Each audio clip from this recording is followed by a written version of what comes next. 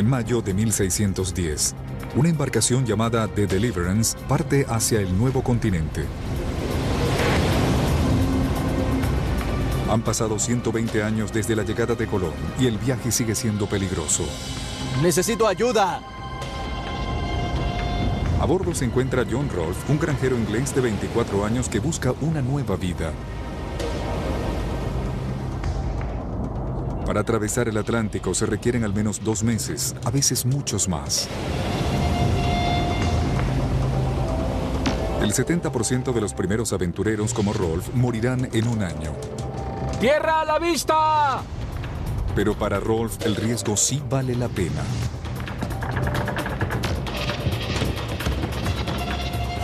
Nuevo mundo. Es tierra de oportunidades.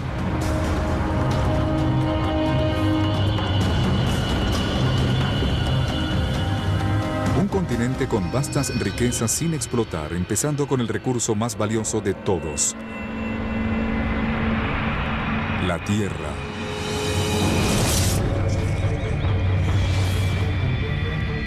Un manto de 50.000 millones de árboles cubre la mitad de lo que se convertiría en el hogar de más de 300 millones de personas.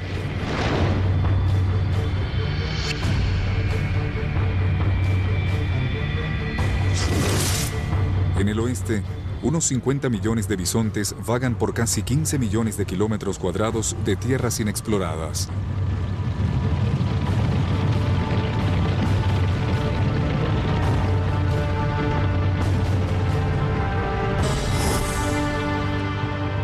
Al mismo tiempo se dice que hay gemas, plata y algunos de los más grandes yacimientos de oro del mundo. Los colonos no esperan otra cosa que el dorado.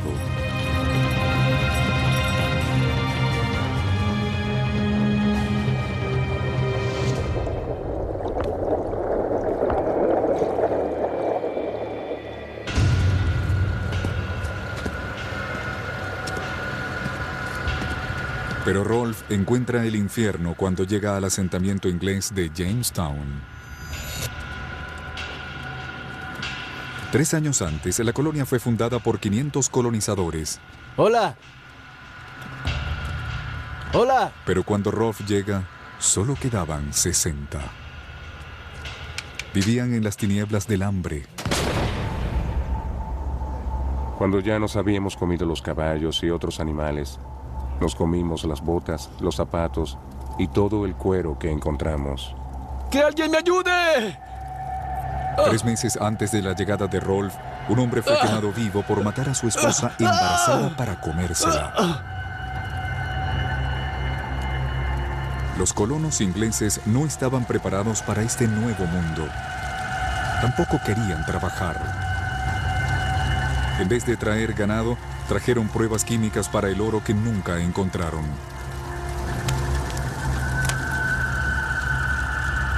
Y esta no es precisamente una tierra despoblada. Construyeron Jamestown en medio de un imperio de indígenas. Habían 60 colonos hambrientos entre unos 20.000 integrantes de la tribu Powhatan, armados con arcos y flechas, 9 veces más rápidas de recargarse y disparar que los mosquetes ingleses. No tardaron en convertirse en enemigos.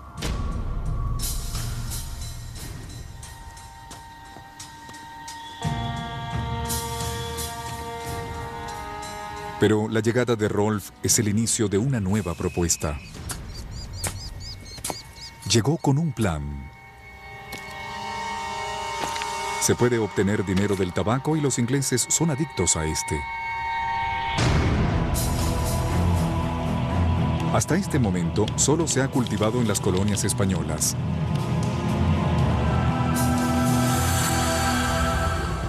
Los españoles controlaban el comercio mundial, incluso castigaban con pena de muerte a quien vendiera semillas de tabaco a extranjeros. Pero John Rolfe tiene algunas. Nadie sabe cómo las obtuvo. Las plantas de tabaco de Rolfe florecieron en el cálido y húmedo clima y en el suelo fértil de la bahía de Chesapeake y en Jamestown. La primera gran cosecha vale más de $1 millón de nuestros días. En 1614, Rolf se casa con la hija del emperador de la tribu Powhatan. Su nombre se hizo leyenda, Pocahontas. En 1616, la pareja viaja a Inglaterra. Allí ella se convierte en una figura famosa. La retrataron para hacerle publicidad a la vida en el Nuevo Mundo. La colonia inspira a Shakespeare. Inglaterra invierte en ella. Y Virginia está en boca de todos. Es la tierra de la abundancia. En 2 años, el tabaco transforma a Jamestown de ser un lugar hambriento a uno de los pueblos más ricos del continente.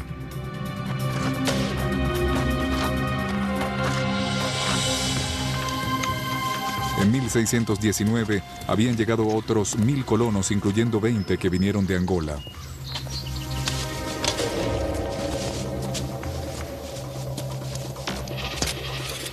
Son esclavos. Pero los primeros africanos que llegaron a Virginia se esforzaron por tener sus propias tierras. 30 años más tarde, hay más de 20,000 colonos en Virginia.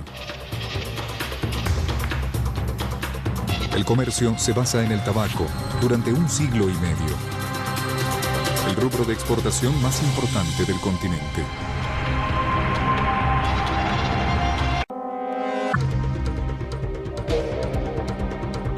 Diez años después de la llegada de John Rolfe a Jamestown, otro grupo de colonos ingleses llega a estas nuevas tierras.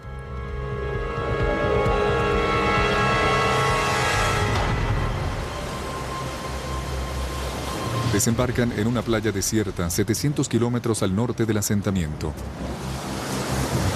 Llaman a este nuevo asentamiento Plymouth, al igual que el puerto inglés donde zarparon. Esta es una raza diferente de colonos. Se trata de un grupo de disidentes religiosos cuyo pilar de vida es la fe. Hicieron un peligroso viaje por el Atlántico en búsqueda de libertad para profesar su religión. Uno de los integrantes del grupo es un aprendiz de tipógrafo de 24 años llamado Edward Winslow. Llega en una embarcación llamada The Mayflower.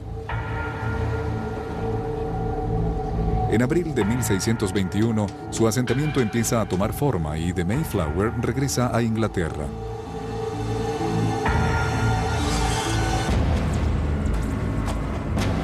Los peregrinos se quedaban solos, en una tierra desconocida. Teníamos una gran esperanza y un fervor interno de sentar las bases para difundir y promover el Evangelio del Reino de Cristo en estos remotos lugares del mundo. Hay 19 familias, cabras, pollos, cerdos y perros. Tienen ruecas, sillas, libros, armas. Pero no cómo irse a casa. Se dirigían al río Hudson, pero llegaron a más de 300 kilómetros al norte en el inicio del invierno.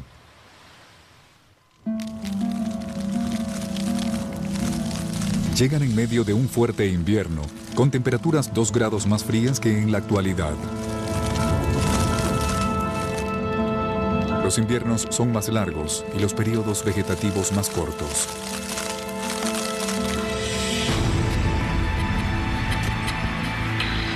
El suelo no es fértil, apenas se cosecha. Los alimentos escasean. Más de la mitad de los peregrinos muere durante los 3 primeros meses. William Bradford es el gobernador de una comunidad que pronto estará en graves problemas. Si fuera la voluntad de Dios enviarnos la muerte a diario y la enfermedad por doquier, los vivos apenas podrían enterrar a los muertos. De 100 que llegamos, 2 o 3 mueren a diario. Ya quedamos sin cuenta.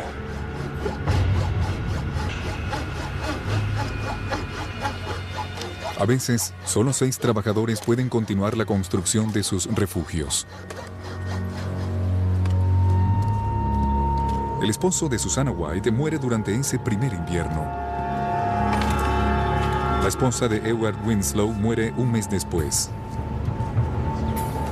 En pocas semanas, White y Winslow se casan. Tendrán 5 hijos. Hoy, más del 10% de todos los estadounidenses son descendientes de estos 50 peregrinos.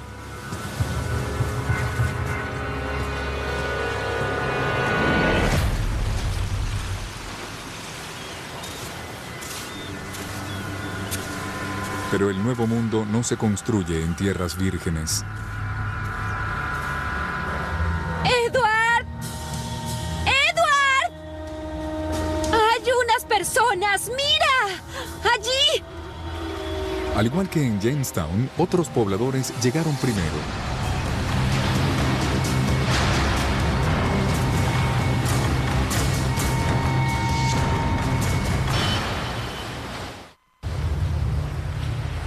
Abril de 1621. 100 peregrinos desembarcaron en el nuevo territorio. Después de 5 meses de invierno, solo la mitad logró sobrevivir. Tampoco fueron los primeros europeos en llegar a esta costa. 5 años antes, los primeros exploradores europeos desembarcaron aquí y trajeron la plaga. Casi 9 de cada 10 indígenas murieron por enfermedad.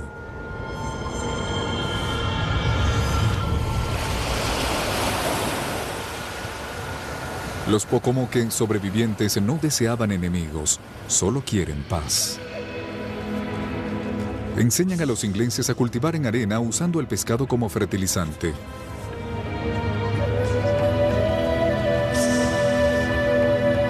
Pero quieren algo a cambio. Tienen un rival en común, una tribu enemiga, y los ingleses tienen armas poderosas.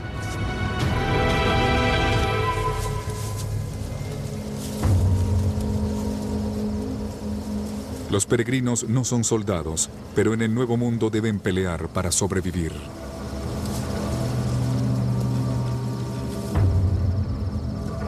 El 14 de agosto de 1621, los peregrinos y los Pocomoke se unen para lanzar un ataque sorpresa para preservar el futuro de ambos. Decidieron enviar 14 hombres bien armados para que los sorprendieran en el medio de la noche. El capitán asumió su cargo y no dejó avanzar a ninguno.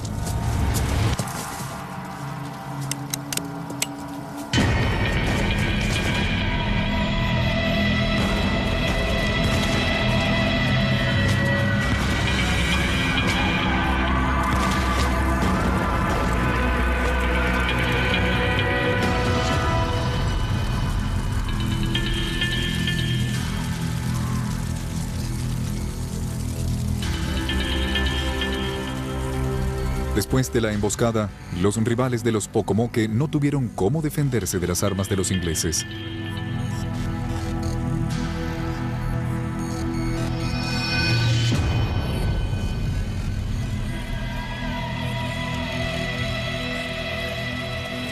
La exitosa incursión fue la oportunidad para que los inesperados aliados descubrieran cosas en común. Creemos que los indígenas son muy respetuosos del pacto de paz que hicieron con nosotros. No tienen religión ni conocen a ningún dios. Sin embargo, son leales, aprensivos, justos y de mente brillante. Los peregrinos y los Pocomoke sellan su pacto de amistad con un banquete. Con el tiempo, eso se convertiría en una celebración que todo estadounidense conoce: Acción de Gracias.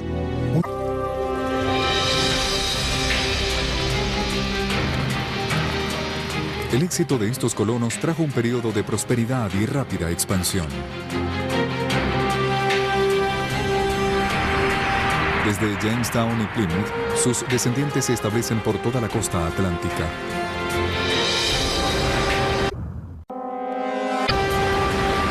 Miles de europeos también cruzan el Atlántico en búsqueda de una vida mejor.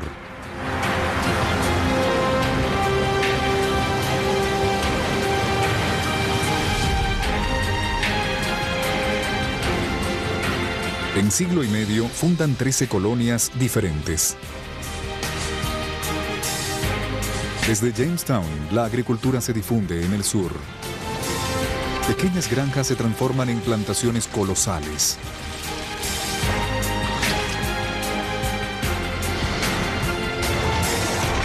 Los irlandeses, alemanes y suecos expanden las fronteras. Los holandeses traen el comercio a una pequeña isla en la desembocadura del río Hudson. Primero se llamaba Nueva Ámsterdam, hoy se llama Nueva York.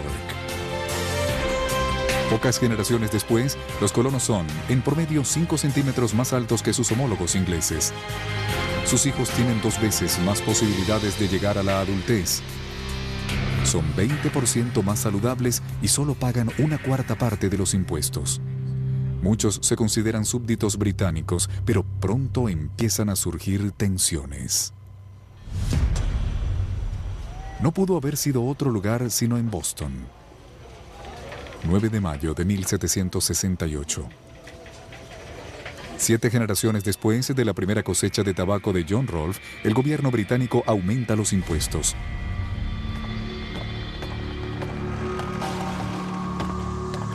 Al oficial británico de aduanas se le ocurre hacer un allanamiento sorpresa a un barco que pertenece a John Hancock, uno de los hombres más ricos de Boston. A la tripulación de Hancock se le ocurren otras ideas.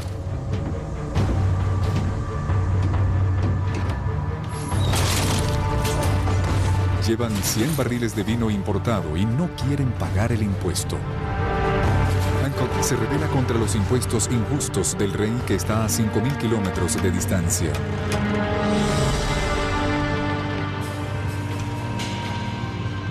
Para los británicos, él es un simple contrabandista. ¡Vamos, deprisa! Los británicos confiscan el barco de Hancock, lo que desencadena motines en todo Boston. El rey responde enviando 400 casacas rojas a Boston.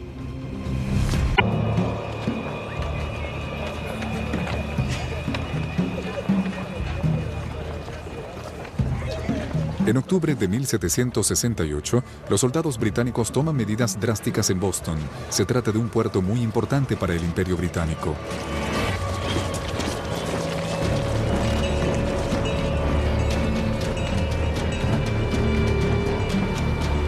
Sus astilleros tienen muchísimo movimiento.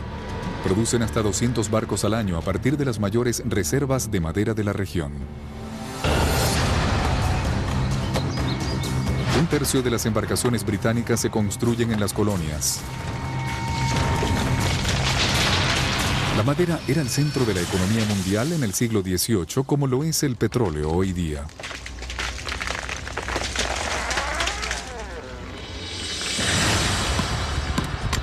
En toda Nueva Inglaterra hay señales que identifican los árboles más altos y más fuertes para crear los mástiles de los barcos de la corona británica.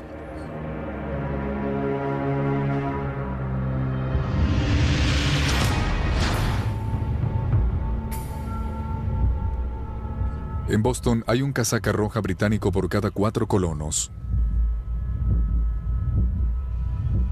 Es una ciudad totalmente ocupada. ¡Izquierda! ¡Derecha! Un prominente hombre de negocios, el platero Paul Revere, observa cómo las tropas toman el control. Se formaban y marchaban en desfiles insolentes.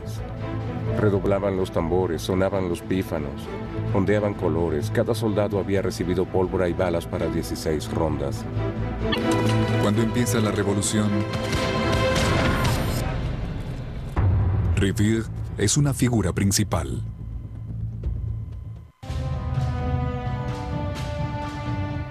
Las colonias estadounidenses son cruciales para la prosperidad económica británica. Boston es la puerta de entrada de un mercado que representa 40% de las exportaciones británicas. La corona británica también se lleva los impuestos del Nuevo Mundo.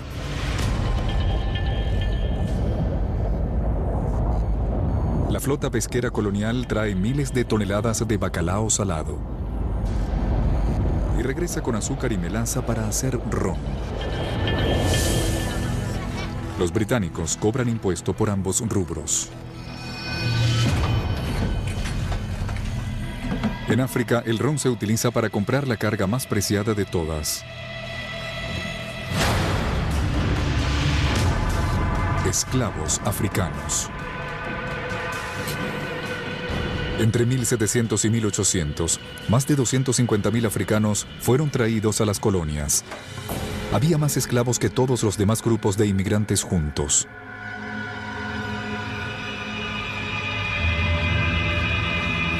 La mayoría de los esclavos llegan a las plantaciones del sur, pero también son muy importantes para la economía del norte. El 10% de la población de Boston es negra. Boston es un crisol de razas y la tensión va en aumento. El 5 de marzo de 1770, después de 3 días de disturbios, la turba de gente enardecida deambula por las calles. Cientos de hombres que culpan a los británicos por dejarlos sin trabajo se reúnen en la calle King. ¡Retroceda! ¡No disparen! Se enfrentan a 8 casacas rojas a quienes se les ha ordenado no disparar. ¡Son unos cobardes! ¡Es lo que son! ¡Cobardes! Un aprendiz de fabricante de pelucas de 17 años, ¡Vamos! Edward Garrick, provoca a un soldado. ¡Vamos! Así comenzó la guerra.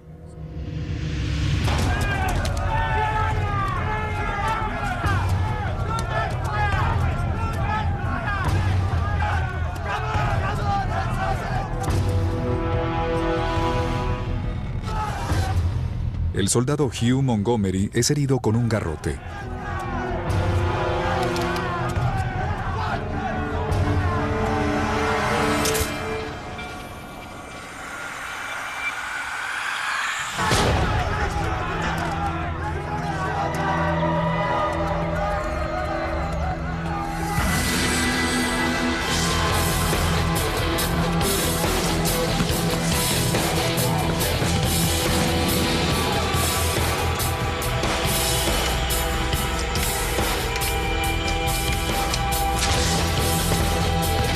Un afroamericano, Crispus Attucks, muere al instante.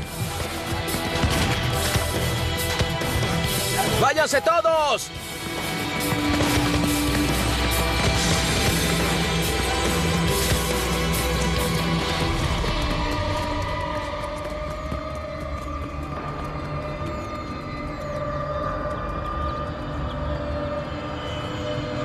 Cuando el humo se disipa, aparecen 4 personas muertas. ¡Quédense donde están! Los políticos radicales de Boston sacan provecho de la situación.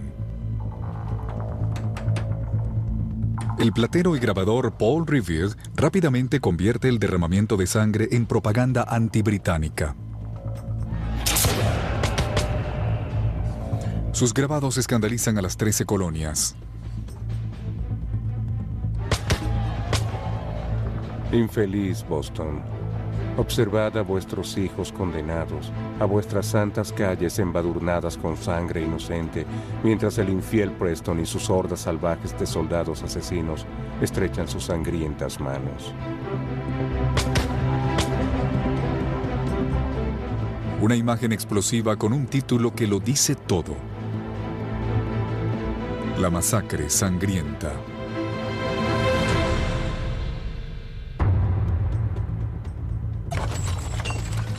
La noticia se difunde rápidamente. Boston tiene un semanario y los colonos son ávidos lectores. Hay más de 40 diarios en las colonias y el nuevo jefe de oficina de correos, el general Benjamin Franklin, ha propuesto un novedoso sistema de repartos.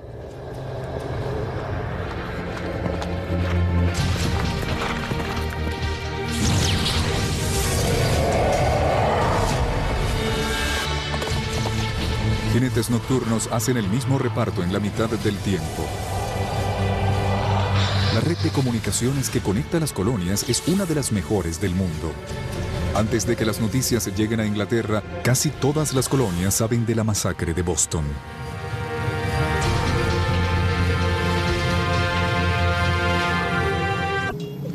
La masacre no es la única noticia que se produce en Boston.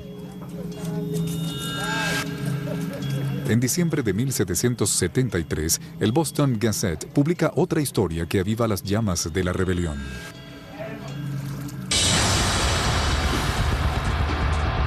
Gran Bretaña revoca todos los impuestos excepto uno, el del té.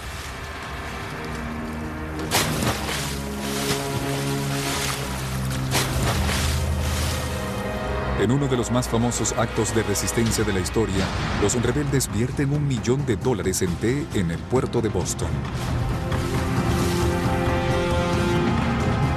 Cuando alguien nos da una bofetada, no le ofrecemos la otra mejilla. Nosotros no somos así.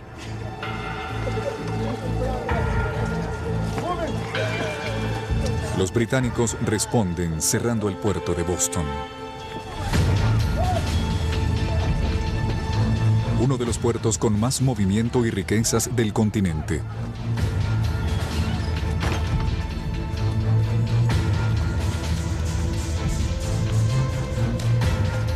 Síganos. Cientos de personas pierden sus trabajos. Síganos.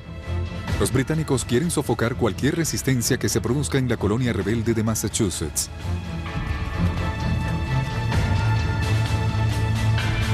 Pero sus planes están a punto de sufrir un enorme fracaso.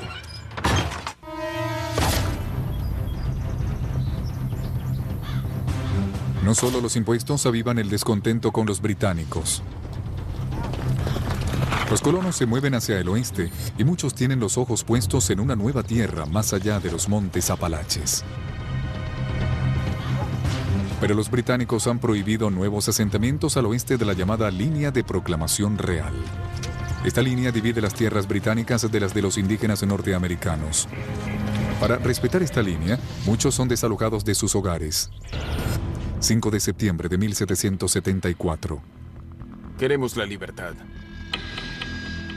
Indignados por las acciones de los británicos, 56 delegados de todas las colonias se reúnen en el primer Congreso Continental en Filadelfia. Es el primer paso hacia la independencia. Algunos delegados son los radicales John Adams, Patrick Henry y un terrateniente de Virginia llamado George Washington. Cuando nuestros arrogantes señores de Gran Bretaña se sacian privándonos de la libertad, es necesario emprender acciones para preservar esa libertad. En Nueva Inglaterra, la gente se prepara para defenderse. Se reúnen armas ilegales y se guardan en escondites secretos. Pero aunque la mayoría espera que haya conflictos, los delegados en Filadelfia quieren mantener la paz con Gran Bretaña. Una acción militar ocasionaría heridas imposibles de sanar. Perfecto, no tenemos todo el día. ¡Vamos! En el primer Congreso Continental se concluyó que un ataque por parte de los británicos a una colonia sería considerado un ataque a todas las colonias. ¡Vamos! Solidaridad fue lo que surgió en Filadelfia.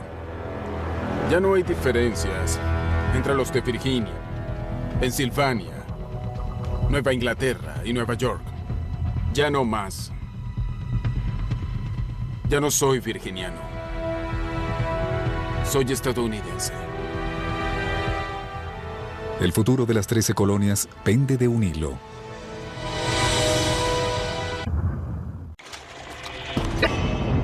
Pero los rebeldes están decididos a resistir.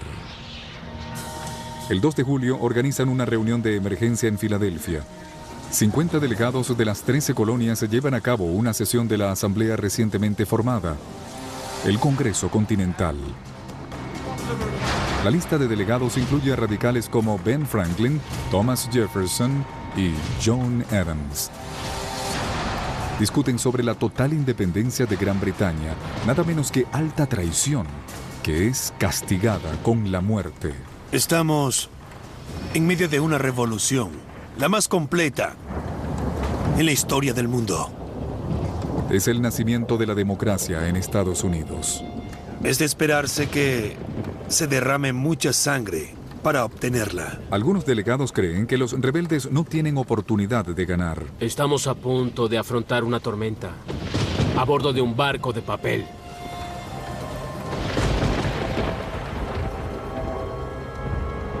Pero aquellos con dudas tienen una minoría de 5 a 1. El 4 de julio de 1776, los delegados ratifican un documento que cambiaría el mundo. La Declaración de Independencia de los Estados Unidos. Sostenemos como evidentes estas verdades: que todos los hombres son creados iguales, que son dotados por su creador de ciertos derechos inalienables, que entre estos están la vida, la libertad y la búsqueda de la felicidad. Soldados como Plum Martin luchan por la independencia.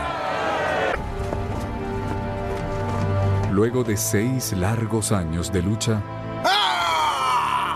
los rebeldes habían logrado lo imposible.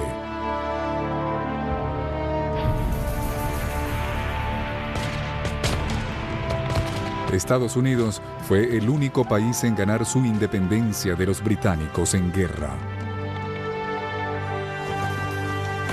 El 30 de abril de 1789, Washington es nombrado primer presidente de Estados Unidos bajo la nueva Constitución.